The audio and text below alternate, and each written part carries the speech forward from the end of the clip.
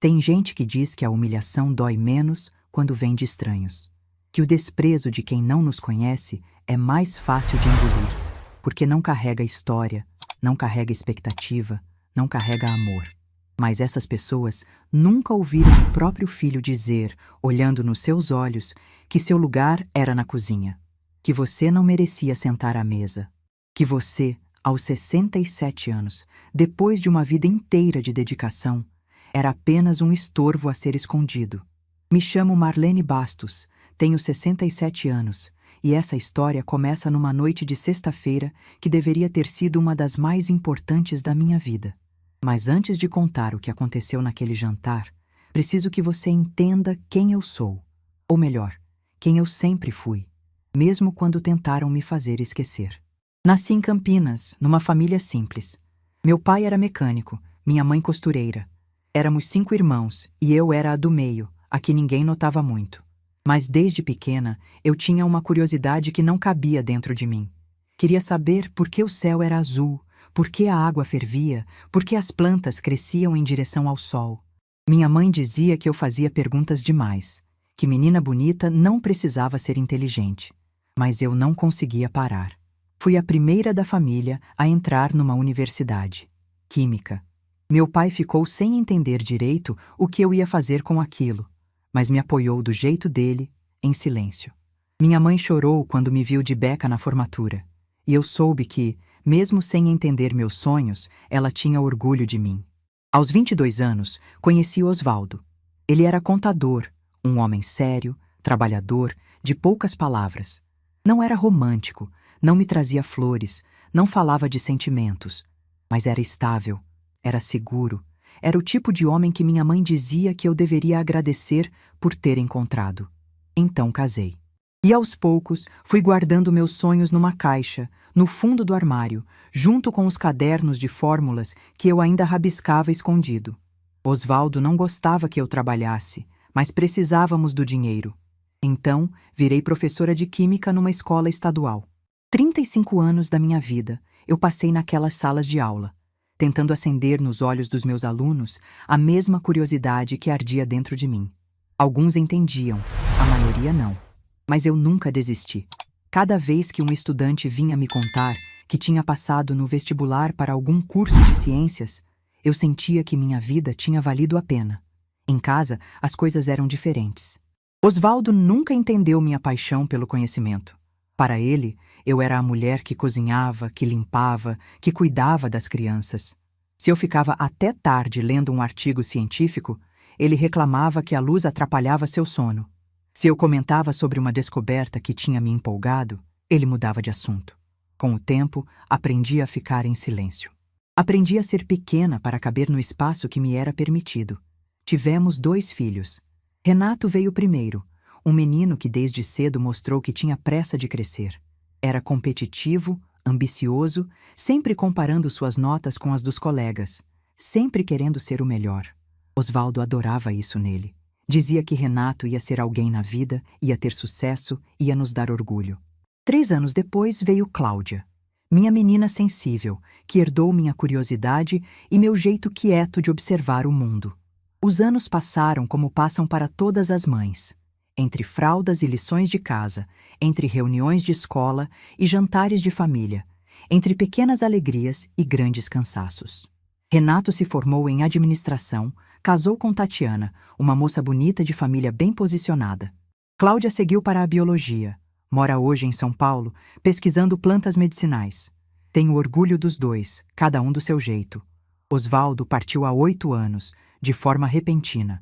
Uma condição do coração que ninguém sabia que ele tinha. Num dia, estava reclamando do jantar. No outro, estava num leito de hospital. E 3 dias depois, eu estava vestida de preto, recebendo condolências de pessoas que mal conhecia.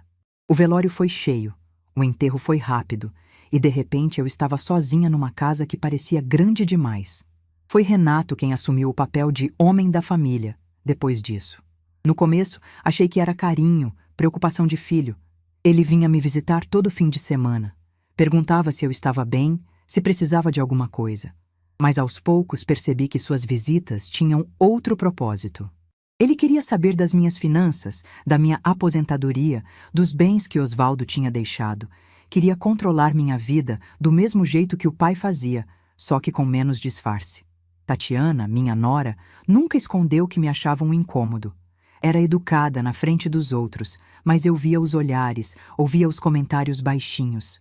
Uma vez a peguei dizendo para Renato que eu era uma velha que não largava do pé. Fingi que não ouvi. Era mais fácil assim. Mas o que ninguém sabia, absolutamente ninguém, é que durante todos aqueles anos eu nunca tinha abandonado meus sonhos. Nos fundos da minha garagem, num cantinho que Osvaldo achava que era só bagunça velha, eu tinha montado um pequeno laboratório. Nada sofisticado, apenas o básico.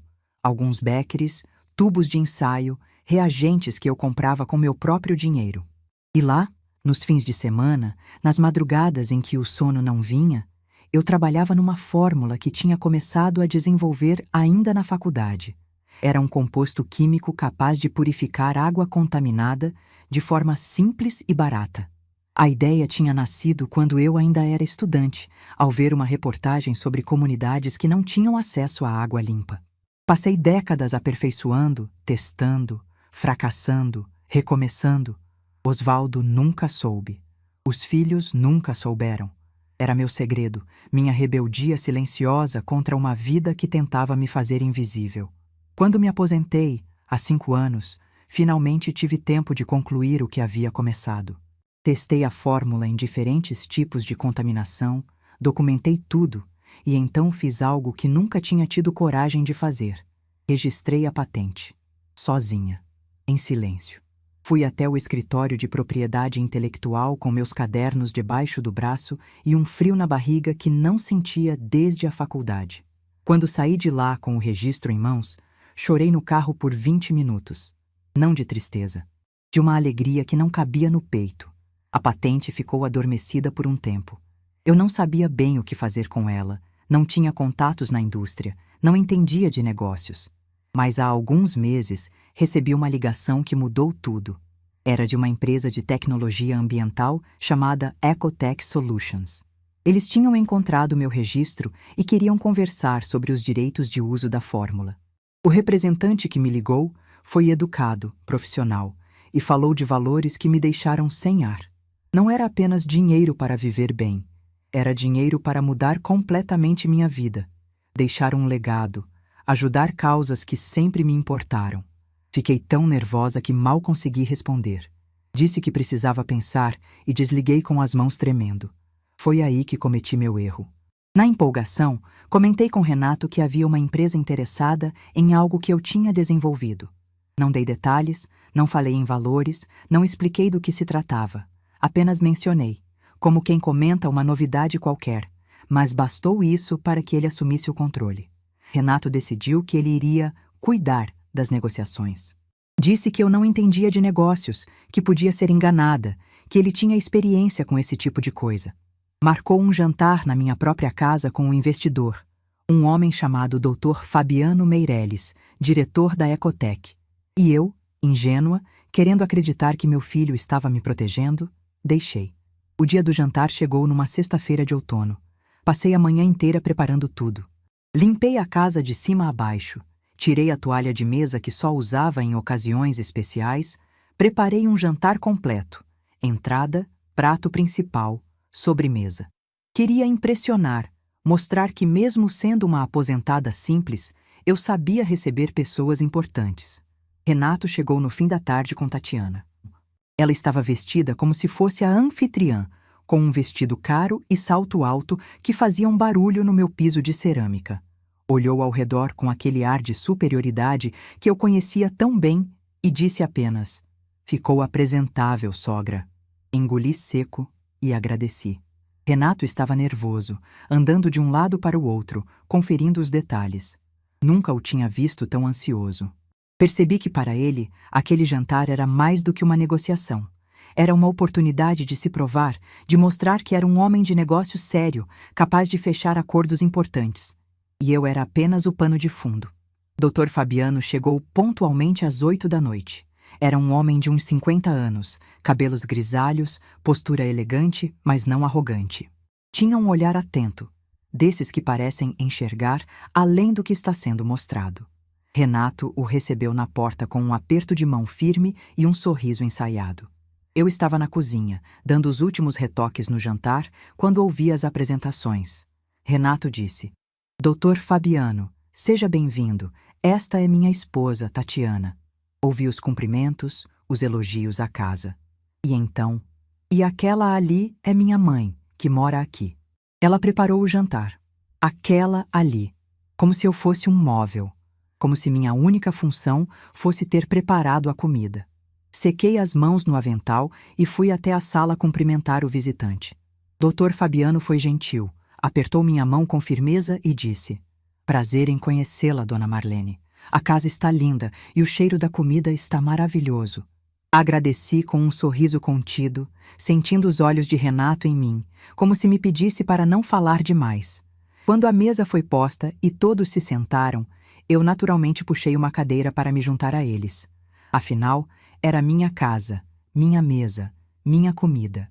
Mas antes que eu pudesse sentar, Renato se levantou e me puxou de lado, para o corredor. O que ele disse, baixinho, perto do meu ouvido, eu nunca vou esquecer. Cada palavra ficou gravada na minha memória como ferro em brasa. Mãe, seu lugar é na cozinha, não na mesa com a gente. Isso aqui é negócio sério. A senhora não entende dessas coisas. Vai lá, fica cuidando da sobremesa, que quando terminar a conversa eu te chamo. Fiquei parada, olhando para o rosto do meu filho. O menino que eu tinha embalado para dormir, que eu tinha ensinado a amarrar os sapatos, que eu tinha consolado quando tirava notas baixas. E ali estava ele, me mandando para a cozinha como se eu fosse a empregada. Por um momento, senti as lágrimas se formando. A humilhação queimava no peito, a vergonha apertava a garganta. Mas então, aconteceu algo estranho. Uma calma que eu não esperava tomou conta de mim. Como se uma outra Marlene, uma que estava escondida há décadas, finalmente tivesse acordado. Eu sorri. Um sorriso sereno, sem raiva, sem mágoa aparente.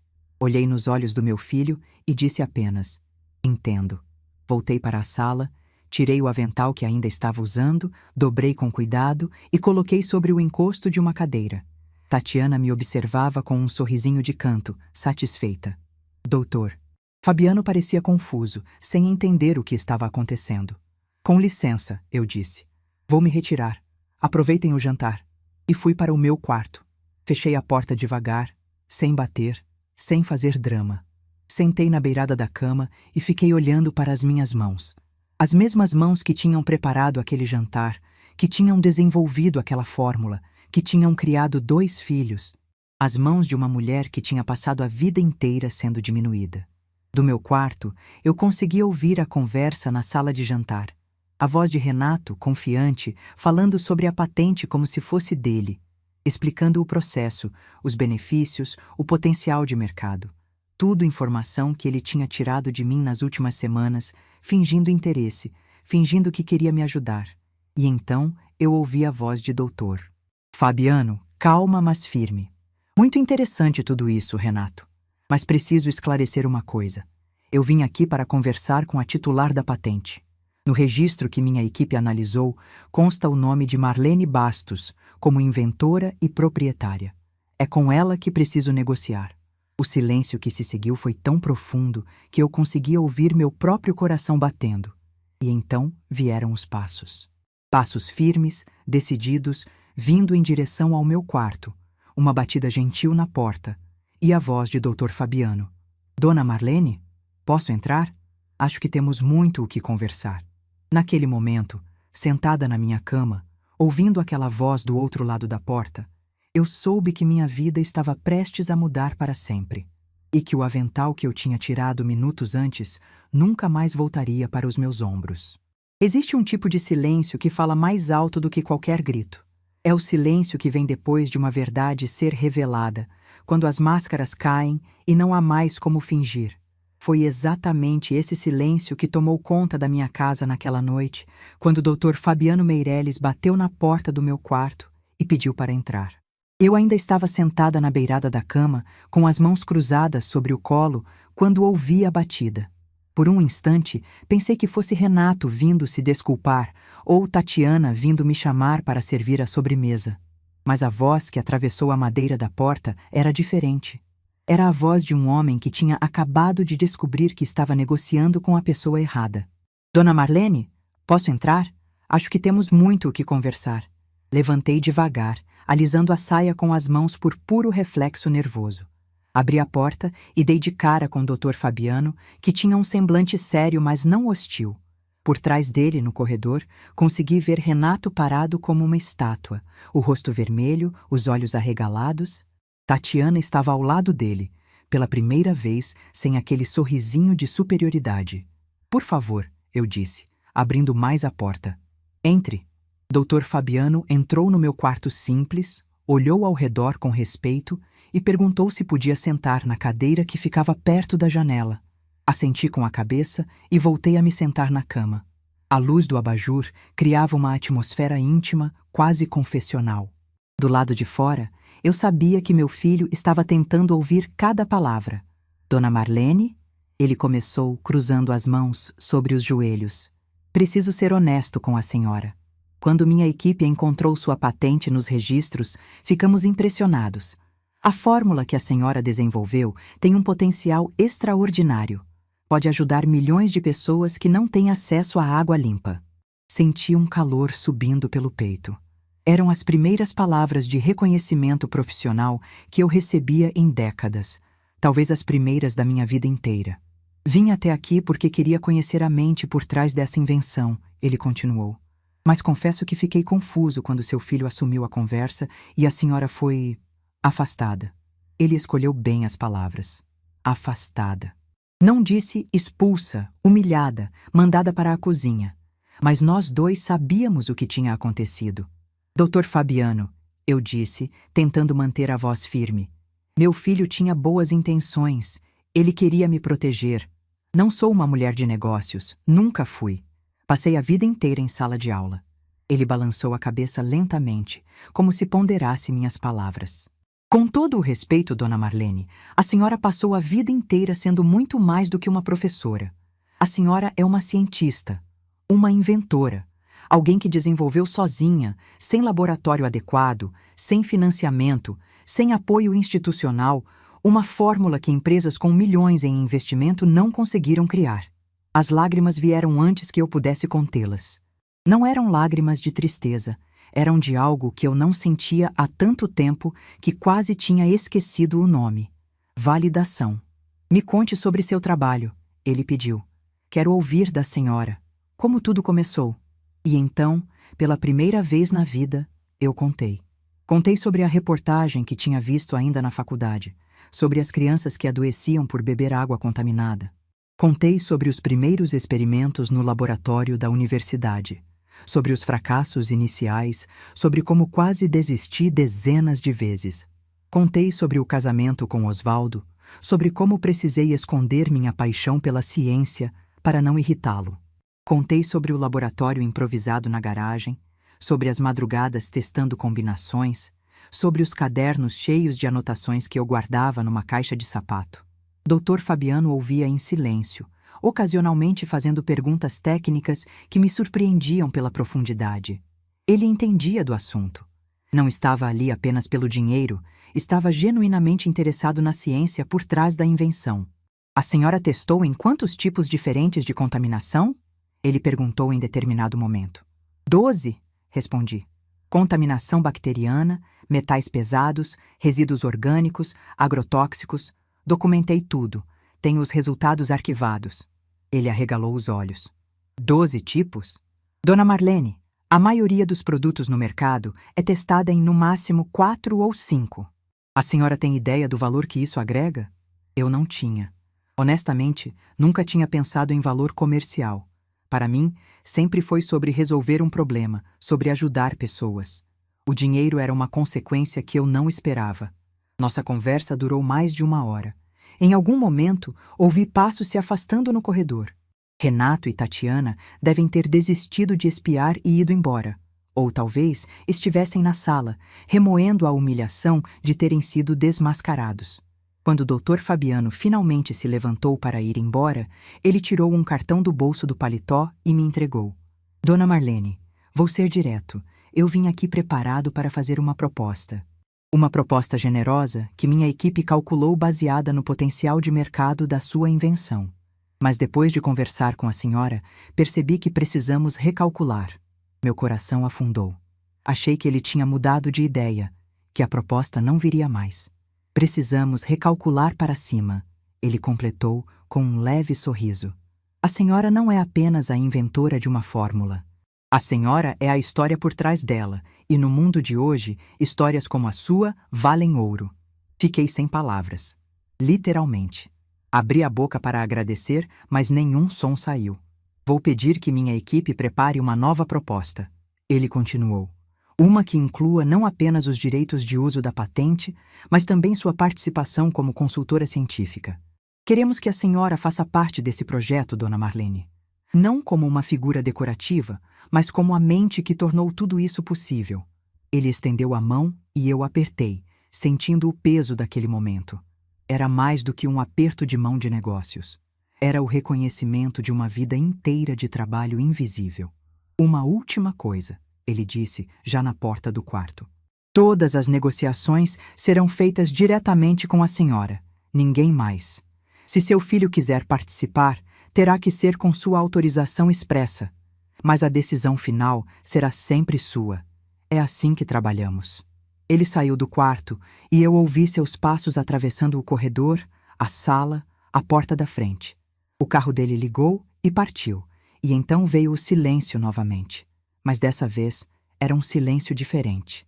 Era o silêncio de uma casa onde as verdades tinham sido finalmente ditas. Fiquei no meu quarto por mais alguns minutos, processando tudo o que tinha acontecido. Olhei para o cartão que Dr. Fabiano tinha me dado. Embaixo do nome dele havia um título: Diretor de Inovação e Sustentabilidade. E no verso, escrito à mão, um recado. Foi uma honra conhecer a verdadeira cientista por trás da patente. Aguardo nosso próximo encontro. Quando finalmente criei coragem para sair do quarto, encontrei Renato sentado sozinho na sala de jantar. A mesa ainda estava posta, a comida intocada e esfriando nos pratos. Tatiana tinha ido embora, provavelmente furiosa demais para ficar. Meu filho levantou os olhos quando me viu. Havia algo diferente naquele olhar. Não era mais a arrogância de sempre, nem a condescendência com que costumava me tratar. Era algo que se parecia com vergonha. Mãe, ele começou, eu posso explicar. Levantei a mão, pedindo silêncio. Não precisa explicar nada, Renato. Eu entendi perfeitamente o que aconteceu aqui hoje. Eu só queria te proteger, ele insistiu. Esses empresários são espertos, podiam te enganar. Você não entende como funcionam essas coisas. Sentei na cadeira em frente a ele, a mesma cadeira onde eu tinha tentado me sentar horas antes de ser mandada para a cozinha. Renato, me escuta bem. Eu passei 35 anos ensinando química para adolescentes que não queriam aprender. Eu desenvolvi sozinha, na garagem dessa casa, uma fórmula que empresas com laboratórios milionários não conseguiram criar. Eu registrei uma patente sem ajuda de ninguém, sem advogado, sem orientação. E você acha que eu não sou capaz de conversar com um empresário? Ele ficou em silêncio, os olhos baixos. O problema nunca foi minha capacidade, filho. O problema é que você nunca me viu como uma pessoa capaz. Para você, eu sempre fui só a mãe. A velha. A mulher que cozinha e limpa e não atrapalha. Assim como eu era para o seu pai. Renato ergueu os olhos, surpreso. Eu amei seu pai, continuei, mas ele nunca me deixou ser quem eu realmente era. E eu aceitei isso por décadas porque achava que era assim que as coisas funcionavam. Que mulher casada não podia ter sonhos próprios. Que mãe de família não podia ser cientista. Que eu tinha que escolher entre ser inteligente e ser amada. Minha voz falhou na última frase. Respirei fundo e continuei. Quando seu pai partiu, achei que as coisas poderiam mudar. Mas então você assumiu o lugar dele. Não como filho, mas como mais um homem que achava que sabia o que era melhor para mim. Que achava que eu precisava ser protegida de mim mesma. Mãe, eu nunca quis. Eu sei que você não quis me machucar, interrompi. Mas machucou. Hoje, na frente de um estranho, você me mandou para a cozinha. Disse que meu lugar não era a mesa.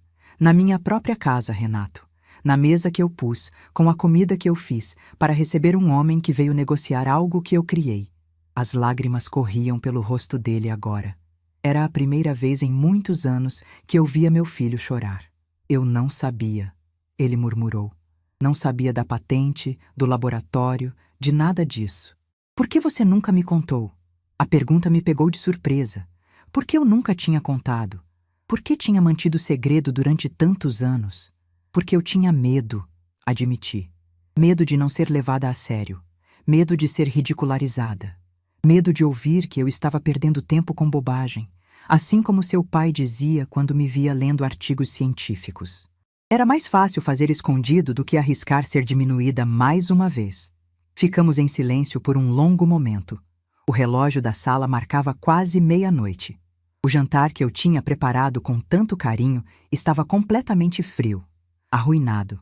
Mas de alguma forma, aquilo não importava mais. O que você vai fazer agora? Renato perguntou finalmente. Vou negociar com o Dr. Fabiano, sozinha. Vou ouvir a proposta dele, vou consultar um advogado que eu mesma vou escolher e vou tomar a decisão que for melhor para mim. E quanto a mim? Olhei para meu filho, aquele homem de 40 anos que de repente parecia um menino perdido. Isso depende de você, Renato. Eu sou sua mãe e sempre vou te amar, mas não vou mais aceitar ser tratada como alguém que não merece respeito. Se você quiser fazer parte da minha vida daqui para frente, vai ter que aprender a me ver de verdade. Não como a velha que mora aqui, não como alguém que precisa ser protegida, mas como Marlene, a mulher, a cientista, a pessoa. Ele assentiu devagar, sem dizer nada. Não havia mais o que dizer naquela noite. Levantei da mesa e comecei a recolher os pratos. A comida iria para o lixo, mas tudo bem. Algumas coisas precisam ser jogadas fora para que novas possam surgir. Mãe, Renato chamou quando eu já estava na porta da cozinha. Me virei. Me desculpa. De verdade. Olhei para ele por um longo momento. As desculpas eram sinceras. Eu conseguia ver. Mas desculpas não apagam feridas. Apenas começam o processo de cura. Eu aceito suas desculpas, filho. Mas aceitar desculpas não é a mesma coisa que esquecer. Vai levar tempo para reconstruir o que foi quebrado hoje, se é que vai ser possível reconstruir. Ele abaixou a cabeça novamente. Agora vai para casa, eu disse. Tatiana deve estar te esperando. Amanhã é outro dia. Renato se levantou, pegou as chaves do carro e caminhou até a porta. Antes de sair, se virou uma última vez. Aquela fórmula, ela realmente funciona? Pode ajudar pessoas? Sim, respondi. Pode ajudar milhões de pessoas. Ele assentiu, com algo que parecia orgulho misturado com arrependimento. Então eu espero que você feche o melhor negócio possível, mãe. Você merece. E saiu. Fiquei sozinha na minha casa silenciosa, com uma pilha de louça suja e um coração cheio de sentimentos contraditórios. Raiva, tristeza, esperança, medo. Tudo misturado, tudo ao mesmo tempo. Mas acima de tudo, havia algo novo. Algo que eu não sentia há muito, muito tempo. Havia poder. O poder de decidir meu próprio destino. O poder de ser vista pelo que eu realmente era. O poder de dizer não quando quisesse dizer não, e sim quando quisesse dizer sim. Naquela noite, lavei a louça devagar, pensando em tudo que tinha acontecido. E quando finalmente me deitei, já passava das 2 da manhã. Mas eu não conseguia dormir. Minha mente estava acelerada demais, meu coração batia forte demais, porque eu sabia que aquela noite era apenas o começo, e que o melhor ainda estava por vir. Uma semana se passou desde aquele jantar. 7 dias, que pareceram 7 meses, tamanha a transformação que aconteceu dentro de mim. Eu ainda acordava na mesma cama, na mesma casa, olhava para o mesmo teto. Mas a mulher que abria os olhos toda manhã já não era mais a mesma que tinha colocado um avental para servir o próprio filho. Na segunda-feira seguinte ao jantar, recebi a ligação que esperava. Era a secretária de Dr. Fabiano, confirmando uma reunião para quinta-feira no escritório da Ecotec, em São Paulo. Meu coração disparou quando ouvi o endereço. Avenida Paulista. Desliguei o telefone e fiquei parada no meio da sala, sem saber se ria ou chorava. Acabei fazendo os dois ao mesmo tempo. Foi nesse momento que o telefone tocou novamente. Dessa vez era um número diferente. Um número que eu conhecia de cor. Minha filha Cláudia. Mãe, a senhora está bem? O que aconteceu nesse jantar? O Renato me ligou ontem completamente transtornado, falando coisas que eu não conseguia entender direito. A voz da minha filha era uma mistura de preocupação e curiosidade.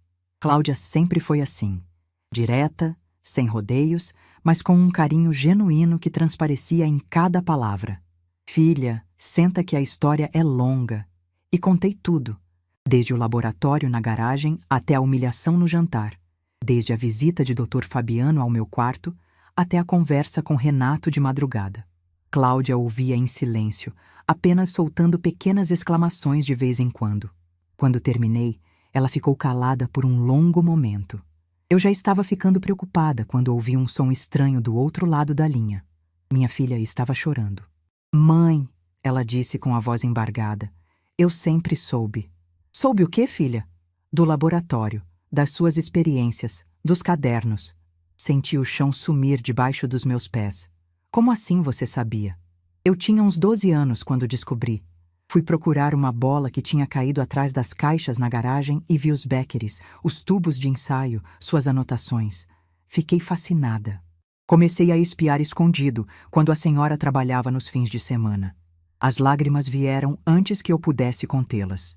Por que você nunca me disse nada? Porque eu via como o pai tratava a senhora. Via como ele diminuía tudo que a senhora fazia. Eu tinha medo de que, se eu contasse que sabia, a senhora fosse parar de fazer. E eu não queria isso. Eu queria que a senhora continuasse. Queria que a senhora tivesse pelo menos aquilo que era só seu. Chorei por vários minutos, incapaz de falar. Minha filha, ainda criança, tinha guardado meu segredo para me proteger. Tinha me dado, sem que eu soubesse, a permissão silenciosa para continuar sonhando. Mãe, Cláudia continuou, foi por sua causa que eu fui fazer biologia. Cada vez que eu via a senhora naquele laboratório improvisado, com aquela paixão nos olhos, eu pensava, é isso que eu quero. Quero descobrir coisas. Quero fazer diferença. A senhora foi minha inspiração, mesmo sem saber. Nunca, em toda a minha vida, eu tinha ouvido palavras tão bonitas. Eu vou para Campinas, ela disse. Vou pegar o primeiro ônibus amanhã de manhã. A senhora não vai passar por isso sozinha. Filha, não precisa. Você tem seu trabalho, sua pesquisa. Mãe, escuta uma coisa. Eu passei a vida inteira vendo a senhora se sacrificar pelos outros. Agora é a minha vez de estar presente. Não aceito não como resposta. Desliguei o telefone sentindo que uma parte de mim que estava quebrada havia começado a se reconstruir. Eu não estava sozinha. Nunca tinha estado, na verdade. Apenas não conseguia enxergar. Cláudia chegou na terça-feira de manhã, com uma mala pequena e um sorriso enorme. Nos abraçamos na porta de casa por tanto tempo que perdi a noção dos minutos. Ela cheirava a lavanda, o mesmo perfume que usava desde a adolescência. Primeiro, ela disse entrando na sala, quero ver o laboratório. Quero ver onde a mágica acontecia. Fomos juntas até a garagem. Eu não entrava lá há meses, desde que tinha finalizado os testes. Estava tudo exatamente como eu tinha deixado. Os Beckeres limpos, os tubos de ensaio organizados, os cadernos empilhados na prateleira improvisada. Cláudia andou pelo espaço pequeno com reverência, tocando cada objeto como se fossem relíquias. Mãe, isso aqui é incrível. A senhora fez tudo isso com quase nada. Sabe o que os laboratórios das universidades têm de equipamento? E a senhora conseguiu resultados melhores com Beckeres de farmácia e reagentes comprados em loja de material escolar. Eu fazia o que podia com o que tinha, respondi, quase me desculpando. Não, mãe, a senhora fazia milagres, e agora o mundo vai saber disso. Na quarta-feira à noite, enquanto jantávamos, o telefone tocou. Era Renato. Atendi com o coração apertado, sem saber o que esperar. Mãe, preciso falar com a senhora, é urgente. Posso ir aí agora? Olhei para Cláudia, que fez um gesto de você decide. Respirei fundo e disse que sim. Renato chegou meia hora depois. Quando viu a irmã, parou na porta, surpreso.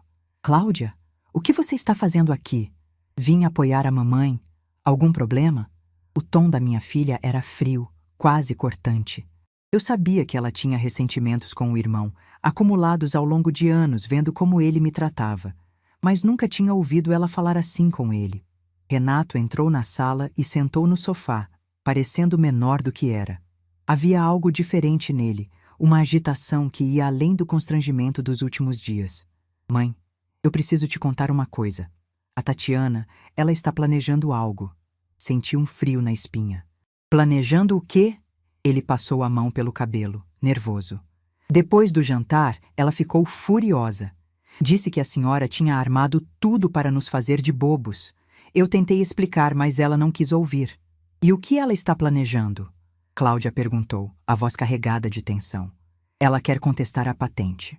Disse que vai procurar um advogado para provar que a senhora não tem capacidade mental para assinar contratos. Quer alegar que a senhora está senil, que foi manipulada, que a patente deveria estar no nome da família. O silêncio que se seguiu foi absoluto. Eu olhei para meu filho, tentando processar o que ele estava dizendo. Minha nora queria me declarar incapaz. Queria tomar para si algo que eu tinha construído com décadas de trabalho. E você? Perguntei, a voz surpreendentemente firme. O que você acha disso? Renato abaixou os olhos. Eu disse para ela que não ia participar, que era loucura, que não tinha fundamento. A gente brigou feio. Ela está na casa da mãe dela desde ontem. Mas você veio aqui me avisar, eu disse. Vim, porque a senhora é minha mãe. E porque o que ela quer fazer é errado. Eu posso ter cometido muitos erros, mãe, mas não sou capaz de roubar a senhora. Cláudia se levantou do sofá e foi até a janela, de costas para nós. Eu conhecia minha filha bem o suficiente para saber que ela estava lutando para não explodir. Renato, ela disse sem se virar, você tem noção do que a mamãe passou a vida inteira enfrentando? Você tem noção de quantas vezes ela foi diminuída, ignorada, tratada como se não valesse nada? E agora, quando finalmente ela tem a chance de ser reconhecida, sua esposa quer tirar isso dela? Eu sei, Cláudia, por isso estou aqui. Não, você não sabe. Ela se virou, os olhos cheios de lágrimas de raiva. Você era o favorito do papai. Você nunca precisou provar nada para ninguém. A mamãe passou 35 anos escondendo a coisa mais importante da vida dela porque tinha medo de ser ridicularizada. Você consegue imaginar o que é isso? Renato ficou calado, o rosto vermelho. Chega, eu disse, levantando. Cláudia, senta. Renato, obrigada por ter vindo me avisar. Isso significa muito para mim. Mãe, a senhora não pode deixar a Tatiana fazer isso, Renato disse. Eu não vou deixar, mas também não vou gastar minha energia com medo. Amanhã eu tenho uma reunião importante, uma reunião que pode mudar minha vida, e é nisso que vou me concentrar. Peguei meu celular e disquei o número que Dr. Fabiano tinha deixado no cartão. Mesmo sendo quase 10 da noite, ele atendeu no segundo toque. Dona Marlene? Aconteceu alguma coisa? Dr. Fabiano, me desculpe ligar tão tarde, mas preciso saber uma coisa antes da nossa reunião de amanhã. Se alguém tentar contestar a validade da patente, alegando que eu não tenho capacidade para assinar contratos, isso pode atrapalhar a negociação? Houve uma breve pausa do outro lado da linha. Dona Marlene, a senhora registrou essa patente sozinha, seguiu todos os trâmites legais, apresentou documentação técnica que passou por análise de especialistas. Qualquer contestação nesse sentido seria facilmente derrubada. Mas posso perguntar por que a preocupação? Questões familiares, respondi. Nada que vá me impedir de estar aí amanhã. Fico feliz em ouvir isso. E Dona Marlene? Nossa equipe jurídica é excelente. Se a senhora precisar de qualquer apoio nesse sentido, é só dizer. Desliguei sentindo uma segurança que não tinha antes. Olhei para meus 2 filhos, sentados na minha sala, cada um processando a situação de forma diferente. Renato, vai para casa. Conversa com a Tatiana, tenta fazer ela entender que isso não vai dar em nada. E se ela insistir, bem, você vai ter que escolher de que lado está. Meu filho assentiu e se levantou. Na porta, antes de sair, ele se virou. Mãe, boa sorte amanhã. Eu espero de verdade que dê tudo certo. Quando a porta se fechou, Cláudia veio me abraçar. A senhora foi incrível agora, ela disse. Firme, mas sem ser cruel. Eu teria mandado ele embora na hora que ele entrou. Ele é meu filho, Cláudia. Assim como você. Eu não vou desistir dele só porque ele cometeu erros. Mas também não vou deixar que os erros dele me definam. Naquela noite, enquanto Cláudia dormia no quarto de hóspedes, eu fiquei acordada organizando os documentos para a reunião. Tinha tudo: os cadernos originais, os resultados dos testes, a cópia do registro da patente, fotos do laboratório improvisado. Coloquei tudo numa pasta de couro que tinha comprado especialmente para essa ocasião. Olhei para aquela pasta e pensei em tudo que ela representava. Não era apenas papel e fotografias. Era a prova de uma vida inteira de sonhos escondidos. Na manhã seguinte, acordei às 5 da manhã. Tomei um banho demorado, escolhi meu melhor vestido, o azul marinho que Cláudia sempre disse que me deixava elegante. Passei maquiagem leve, apenas o suficiente para esconder as olheiras de quem não dormiu direito. Cláudia me acompanhou até a rodoviária. Ela tinha se oferecido para ir junto, mas eu disse que precisava fazer isso sozinha.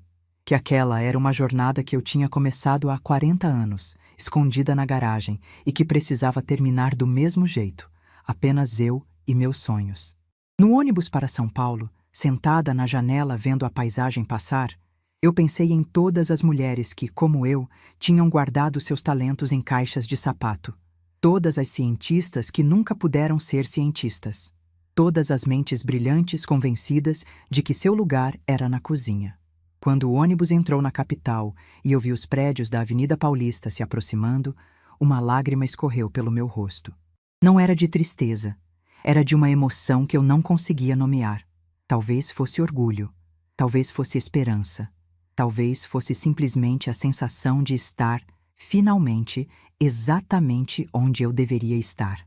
O motorista anunciou a parada. Peguei minha pasta de couro, ajeitei o vestido e desci do ônibus. A Avenida Paulista fervilhava de gente. Executivos apressados, jovens com mochilas, vendedores ambulantes. E no meio daquela multidão, uma senhora de 67 anos, com uma pasta cheia de sonhos, caminhando em direção ao prédio mais importante da sua vida. Quando entrei no saguão da Ecotech e disse meu nome para a recepcionista, ela sorriu e disse: "Ah, a senhora é a inventora. Dr. Fabiano está esperando. Seja muito bem-vinda." A inventora. Era a primeira vez que alguém me chamava assim. Em 67 anos de vida, ninguém nunca tinha usado essa palavra para me descrever. Professora, sim. Mãe, esposa, avó, dona de casa. Mas inventora? Nunca. A recepcionista me ofereceu água, enquanto eu esperava. Sentei num sofá de couro e olhei ao redor. As paredes tinham quadros com projetos da empresa, fotos de comunidades beneficiadas por tecnologias sustentáveis, crianças sorrindo ao lado de poços de água limpa. E eu pensei, minha fórmula pode fazer parte disso. 5 minutos depois, Dr. Fabiano apareceu pessoalmente para me buscar. Dona Marlene, que alegria vê-la aqui. Vamos subir? A equipe está ansiosa para conhecê-la. Quando as portas do elevador se abriram no 12º andar, eu soube que minha vida estava prestes a mudar para sempre. E naquele momento, diante daquele corredor corporativo, com pessoas em ternos e tailleurs passando apressadas, eu soube que, independente do que acontecesse naquela reunião, eu já tinha vencido. Porque finalmente, depois de 67 anos, eu estava sendo vista pelo que eu realmente era. Não como mãe, não como esposa, não como a velha da cozinha, mas como Marlene Bastos, a inventora. As portas do elevador se abriram e eu dei meu primeiro passo no 12º andar da Ecotech. O corredor era amplo, iluminado por uma luz natural que entrava pelas janelas enormes. Nas paredes, mais fotografias de projetos da empresa. Vilarejos com água potável, escolas com sistemas de filtragem, comunidades ribeirinhas com acesso a recursos que antes pareciam impossíveis. Doutor. Fabiano caminhou ao meu lado, explicando brevemente a estrutura da empresa. Mas eu mal conseguia prestar atenção. Meu coração batia tão forte que eu tinha certeza de que ele podia ouvir. Entramos numa sala de reuniões com uma mesa enorme de madeira escura. Já havia 3 pessoas sentadas ali, e todas se levantaram quando eu entrei. Doutor. Fabiano fez as apresentações. O diretor financeiro, um homem de meia-idade chamado Eduardo, a gerente de projetos, uma mulher jovem chamada Fernanda e o consultor técnico, Dr. Marcos, um senhor de cabelos brancos que me olhava com uma curiosidade genuína. Dona Marlene, disse Dr. Marcos, apertando minha mão. É uma honra conhecê-la. Passei as últimas 2 semanas analisando sua fórmula e estou impressionado. Senti o rosto esquentar. Não estava acostumada a receber elogios profissionais. Na verdade, não estava acostumada a receber elogios de qualquer tipo. Obrigada, respondi, tentando parecer mais confiante do que me sentia. Foram muitos anos de tentativa e erro. E é exatamente isso que torna seu trabalho tão valioso, ele continuou. A senhora não teve acesso a equipamentos de ponta, não teve financiamento, não teve equipe, fez tudo sozinha, na garagem de casa. Isso demonstra não apenas conhecimento técnico, mas uma persistência que é rara de encontrar. Sentamos ao redor da mesa. Uma assistente trouxe café e água, e eu aceitei um copo de água com as mãos levemente trêmulas. Dr. Fabiano abriu uma pasta e tirou alguns documentos. Dona Marlene, antes de falarmos sobre números, quero que a senhora entenda o que pretendemos fazer com sua invenção. A Ecotec trabalha com tecnologias sustentáveis para comunidades em situação de vulnerabilidade. Temos projetos em andamento em várias regiões do Brasil e também em outros países da América Latina e África. Ele passou algumas folhas para mim. Eram mapas com pontos marcados, indicando locais onde a empresa atuava. Sua fórmula, ele continuou, tem o potencial de revolucionar nosso trabalho. O custo de produção é baixíssimo, a aplicação é simples e os resultados são superiores a muitos produtos industriais que custam 10 vezes mais. Estamos falando de ajudar milhões de pessoas, Dona Marlene. Literalmente milhões. Olhei para aqueles mapas e senti um nó na garganta. Quando comecei a trabalhar naquela fórmula, lá atrás, eu sonhava com isso. Sonhava em fazer diferença. Mas ao longo dos anos, esse sonho tinha ficado tão distante que eu quase tinha esquecido dele. Agora, disse Eduardo, o diretor financeiro, vamos falar sobre a proposta. Ele abriu outra pasta e colocou um documento na minha frente. Era um contrato, com muitas páginas e letras pequenas. Mas o que chamou minha atenção foi o número que estava destacado na primeira página. R$800 mil. Fiquei olhando para aquele número sem conseguir processar. R$800 mil. Era mais dinheiro do que eu tinha visto em toda a minha vida. Era mais do que minha casa valia. Era mais do que eu jamais tinha sonhado ter. Esse valor, Eduardo explicou, é referente aos direitos de uso da patente por um período de 15 anos, com possibilidade de renovação. Além disso, a senhora receberia royalties de 3% sobre cada unidade produzida. Com a escala que pretendemos atingir, isso pode representar um valor adicional significativo ao longo do tempo. Minha boca estava seca. Tomei um gole de água, tentando organizar os pensamentos. Há também outra parte da proposta, disse Fernanda, a gerente de projetos. Gostaríamos de convidá-la para atuar como consultora científica. Seria um trabalho pontual, algumas reuniões por mês, para nos ajudar a otimizar a produção e adaptar a fórmula para diferentes contextos. Isso teria uma remuneração adicional de R$5 mil mensais. R$5 mil por mês, além dos 800 mil, além dos royalties. Eu estava tendo dificuldade para respirar. Dona Marlene, Dr. Fabiano disse gentilmente. A senhora está bem? Estou, respondi, a voz falhando. É só que é muita informação de uma vez. Ele sorriu com compreensão. Eu entendo. Não precisa decidir nada agora. Pode levar o contrato para casa, analisar com calma, consultar um advogado. Queremos que a senhora se sinta completamente segura antes de assinar qualquer coisa. Posso fazer uma pergunta? Eu disse. Claro. Por que tanto? Quer dizer, eu sei que a fórmula funciona, mas R$800 mil para uma coisa que eu fiz na garagem de casa? Dr. Marcos, o consultor técnico, se inclinou para a frente. Dona Marlene, deixe eu explicar uma coisa. Empresas farmacêuticas e de tecnologia ambiental gastam milhões em pesquisa e desenvolvimento. Milhões. E muitas vezes não chegam a resultados tão bons quanto o que a senhora conseguiu. O que a senhora fez, com recursos mínimos, é o que nós chamamos de inovação disruptiva. Não é apenas uma fórmula boa, é uma fórmula que muda o jogo. Além disso, completou Eduardo, o valor que estamos oferecendo é justo considerando o potencial de mercado. Se fôssemos egoístas, poderíamos tentar pagar menos, aproveitar que a senhora não tem experiência em negociações. Mas não é assim que a Ecotech trabalha. Acreditamos em parcerias justas. Olhei para cada um deles ao redor daquela mesa. Pessoas que eu não conhecia há 2 semanas, mas que estavam me tratando com mais respeito do que minha própria família tinha me tratado em anos. Eu tenho uma condição, disse, surpreendendo a mim mesma. Qual? Perguntou o Dr. Fabiano. Quero que parte dos produtos fabricados seja doada para comunidades que não podem pagar. Não sei quanto, não sei como isso funcionaria, mas quero saber que minha fórmula está chegando em quem mais precisa, e não apenas em quem pode comprar. O silêncio que se seguiu me fez pensar que eu tinha falado besteira. Mas então vi o sorriso se formar no rosto de Dr. Fabiano. Dona Marlene, a senhora acabou de pedir exatamente o que já pretendíamos fazer. A Ecotech tem um programa chamado Acesso Universal, onde destinamos 20% da produção para doação. Se a senhora quiser, podemos aumentar esse percentual para produtos feitos com sua fórmula. Senti as lágrimas escorrerem pelo meu rosto. Não tentei escondê-las. Me desculpem, disse, pegando um lenço na bolsa. É que eu esperei tanto tempo por isso. Tanto tempo achando que meu trabalho não valia nada, que eu não valia nada.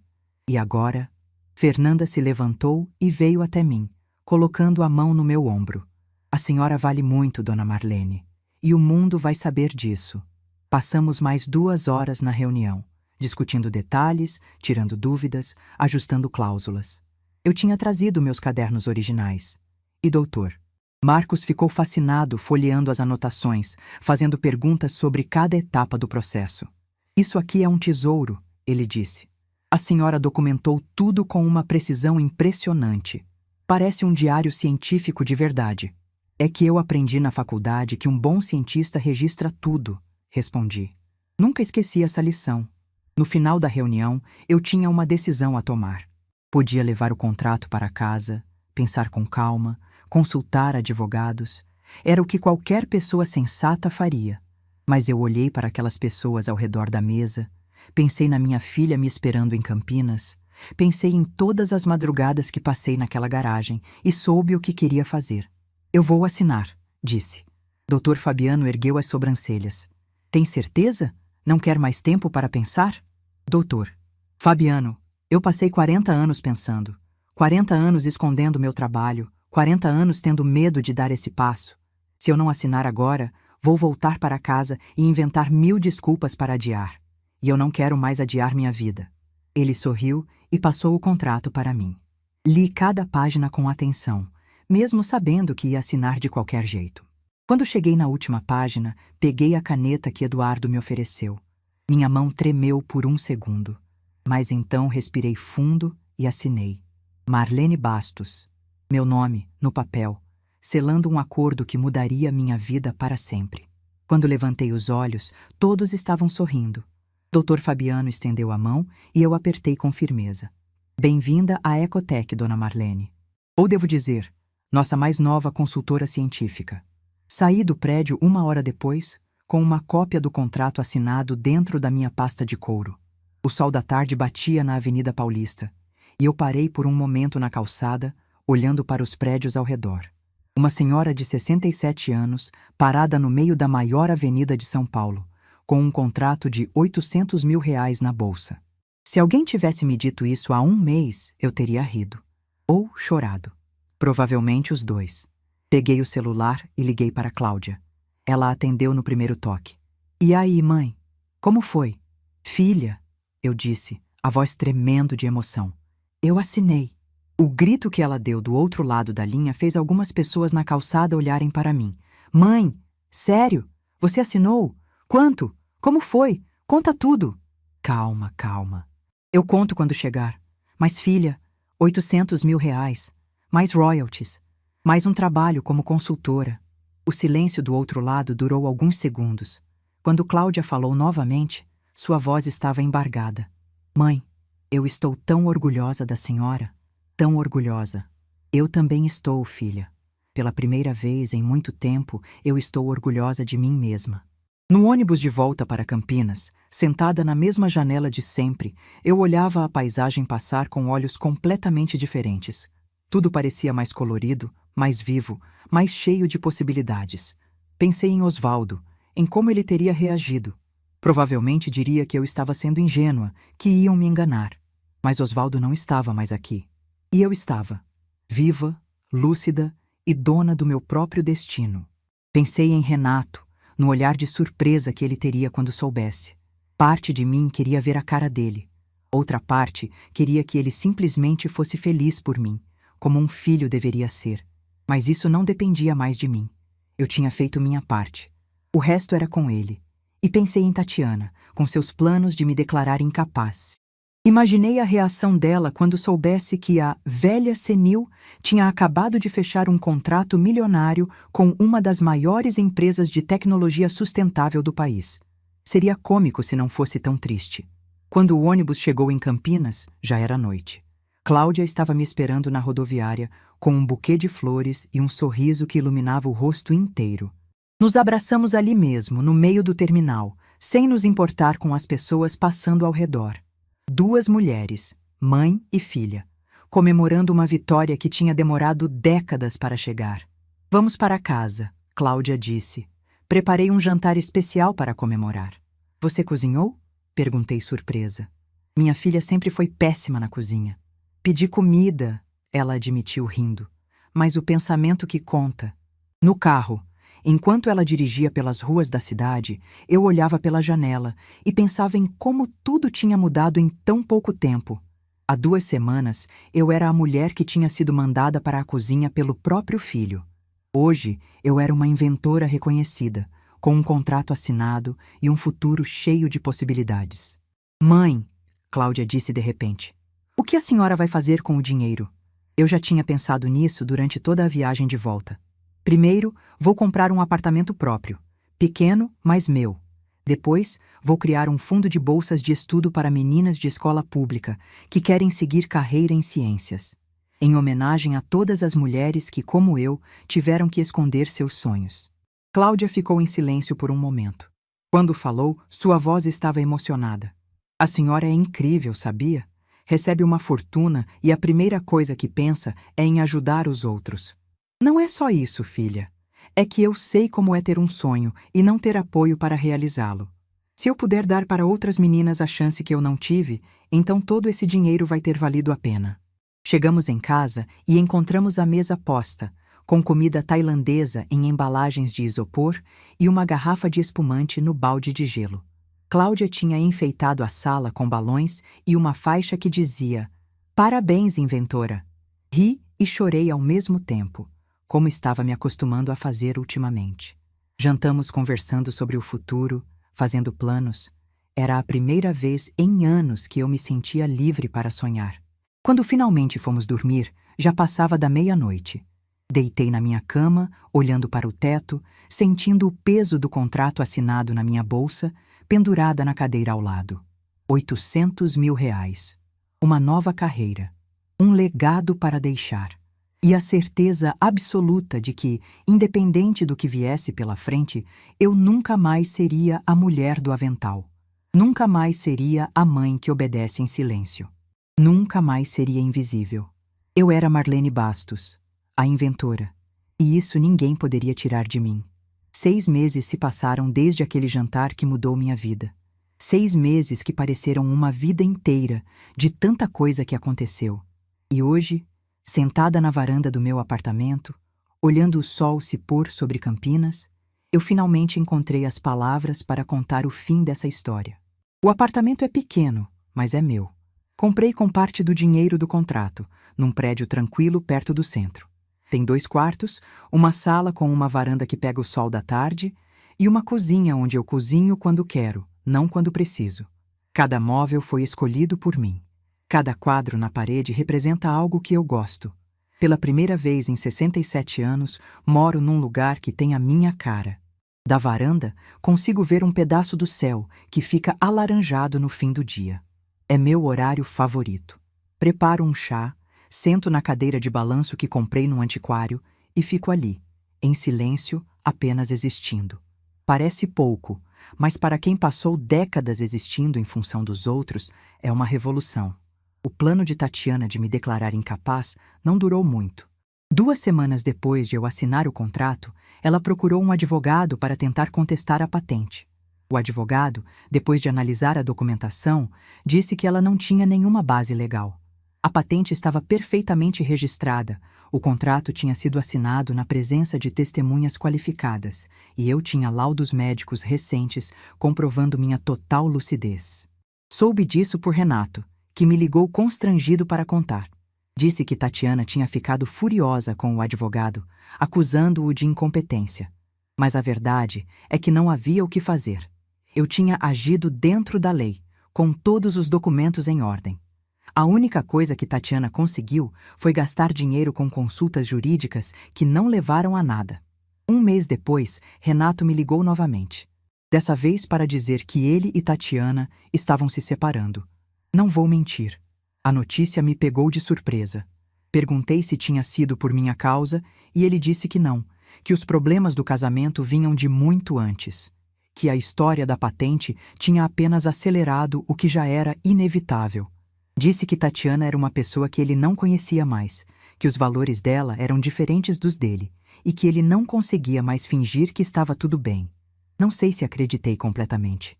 Parte de mim acha que a separação teve sim a ver com o que aconteceu. Tatiana apostou num plano mesquinho e perdeu. E Renato, pela primeira vez, escolheu não ficar do lado dela. Talvez isso tenha sido o suficiente para ela. Ou talvez ela tenha mostrado um lado que ele não conseguiu aceitar. De qualquer forma, não é da minha conta. O casamento era deles. Os problemas eram deles. Eu apenas desejei que ele encontrasse paz, seja lá o que isso significasse.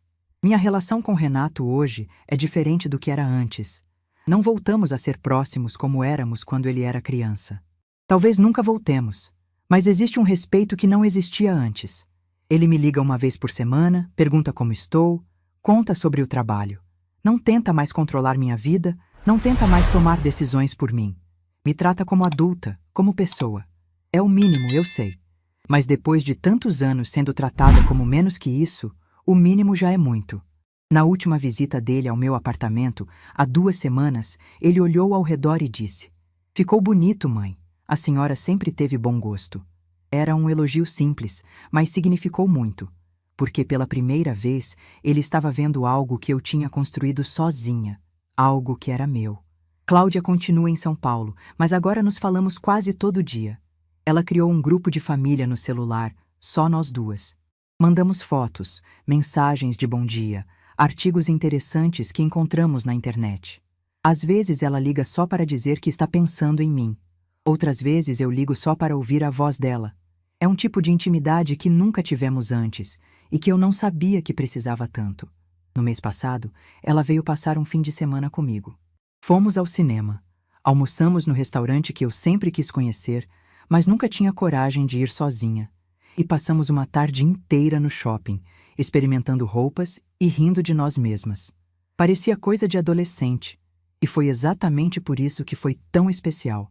Eu nunca tinha tido essa leveza com minha filha. Nunca tinha me permitido ser apenas Marlene, não a mãe que precisava resolver tudo. O trabalho como consultora na Ecotec tem sido mais gratificante do que eu imaginava. 1 vez por mês, vou até São Paulo para reuniões técnicas. Dr. Marcos, o consultor que analisou minha fórmula, se tornou um amigo. Ele tem 72 anos e uma energia que eu invejo. Diz que trabalhar com ciência é o que o mantém jovem. Eu entendo o que ele quer dizer. A fórmula já começou a ser produzida em escala. Os primeiros lotes foram enviados para comunidades ribeirinhas no norte do país, onde a água contaminada era um problema grave. Recebi fotos de crianças bebendo água limpa, de famílias sorrindo ao lado dos filtros que usam meu composto. Cada imagem dessas me faz chorar. Não de tristeza, mas de uma alegria que transborda. Doutor, Fabiano me ligou na semana passada para contar que o projeto tinha sido selecionado para receber um prêmio de inovação sustentável. Ele queria saber se eu aceitaria ir à cerimônia receber o prêmio pessoalmente. Eu, que passei a vida inteira nos bastidores, agora estava sendo convidada para subir num palco. Disse que sim. Disse que sim, porque aprendi que recusar reconhecimento não é humildade. É apenas mais uma forma de me fazer invisível. Há 3 meses, inauguramos oficialmente o Fundo Marlene Bastos de Incentivo à Ciência. O nome foi ideia de Cláudia, e eu relutei no começo. Achava pretensioso colocar meu nome em alguma coisa. Mas ela insistiu, dizendo que outras meninas precisavam saber que uma mulher como eu existia. Que era possível ser cientista mesmo vindo de uma escola pública, mesmo sendo pobre, mesmo sendo mulher, numa época em que mulheres não eram levadas a sério. A primeira bolsista se chama Amanda. Ela tem 17 anos, mora num bairro periférico de Campinas e sonha em ser engenheira química. Quando a conheci, ela estava nervosa, mal conseguia me olhar nos olhos.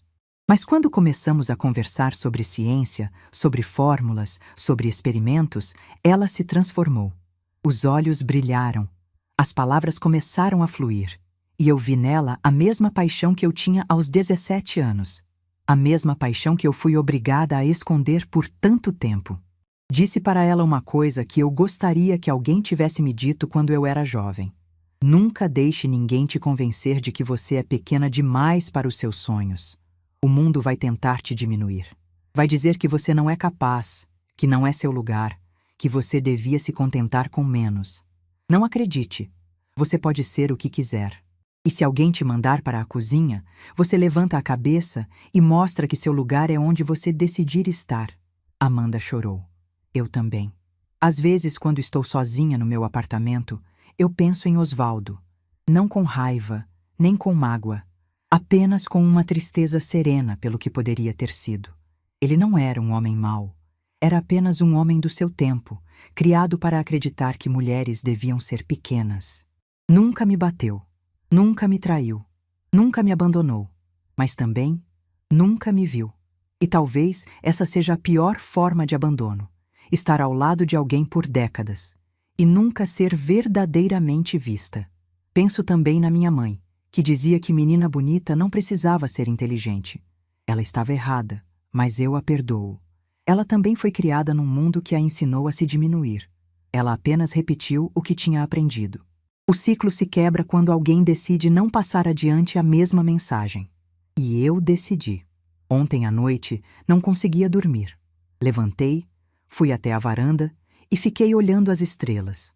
É engraçado como a cidade tem poucas estrelas. Quando eu era criança, no interior, o céu era cheio delas. Mas mesmo as poucas que eu conseguia ver foram suficientes para me fazer pensar.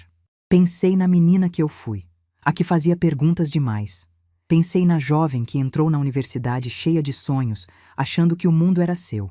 Pensei na mulher que casou, achando que era isso que devia fazer, que amor significava abrir mão de si mesma. Pensei na mãe que criou 2 filhos, tentando dar a eles o que ela não teve, mesmo quando isso significava não ter nada para si. Pensei na viúva que se sentiu perdida quando ficou sozinha, sem saber quem era fora do papel de esposa. E pensei na inventora que demorou 67 anos para nascer, mas que nasceu mais forte do que qualquer uma das outras. Todas essas mulheres sou eu. Todas elas moram dentro de mim. E pela primeira vez, eu não tenho vergonha de nenhuma delas. Na semana passada recebi uma carta. Carta de papel, dessas que quase ninguém mais manda. Era de uma mulher de 58 anos, de Minas Gerais, que tinha visto uma reportagem sobre minha história num jornal local. Ela contava que também tinha passado a vida inteira escondendo seus talentos, que também tinha um marido que a diminuía, que também tinha filhos que a viam apenas como mãe e nunca como pessoa. E que depois de ler sobre mim, tinha decidido voltar a pintar. Ela pintava quando era jovem, mas tinha parado quando casou. Agora, aos 58 anos, estava retomando os pincéis. Ela me agradecia por ter contado minha história. Dizia que eu tinha dado coragem a ela. Respondi a carta no mesmo dia. Escrevi à mão, como ela tinha feito. Contei que sua mensagem tinha chegado no momento certo, que eu também tinha dias em que duvidava de mim mesma, que a coragem não é ausência de medo, mas a decisão de seguir em frente mesmo com medo. E no final, escrevi: pinte. Pinte todos os quadros que você deixou de pintar. O mundo precisa das suas cores. Chorei lendo aquela carta. Chorei escrevendo a resposta. Chorei porque entendi que minha história não era só minha.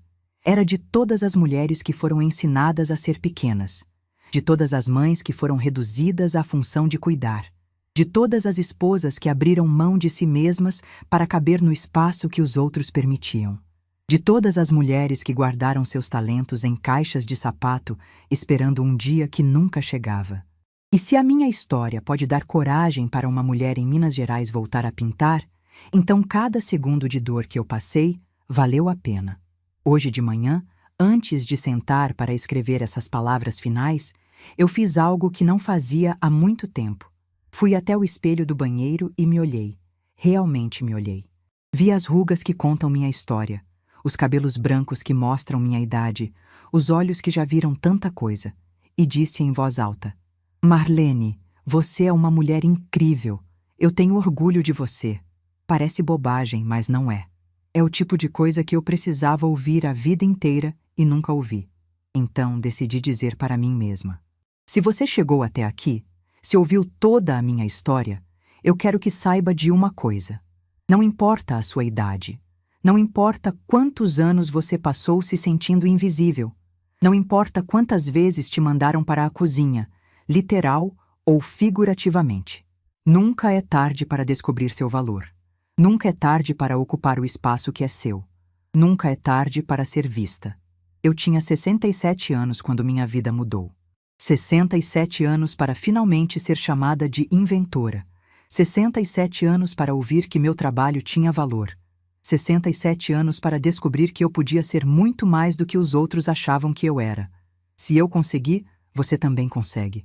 Meu lugar não é na cozinha. Meu lugar é onde eu decidir estar. E agora, finalmente, eu sei exatamente onde é esse lugar. É aqui. É agora. É sendo exatamente quem eu sou.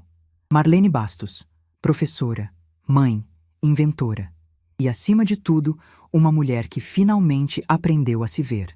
Se essa história tocou seu coração, deixe seu like, se inscreva no canal e comente aqui embaixo.